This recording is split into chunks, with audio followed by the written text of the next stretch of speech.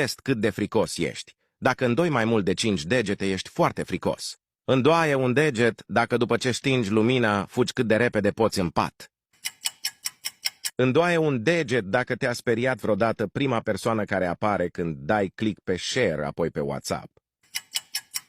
Îndoaie un deget dacă ți-a fost frică vreodată să te culci după ce te-ai uitat la un film horror. Îndoaie un deget dacă ai frică de întuneric. Îndoaie un deget dacă ai avut un coșmar și după îți era frică să te culci din nou. Îndoaie un deget dacă îți este frică de înălțime. Îndoaie un deget dacă îți este frică de șerpi. Îndoaie un deget dacă îți este frică de fantome. Îndoaie un deget dacă îți este frică să dormi singur.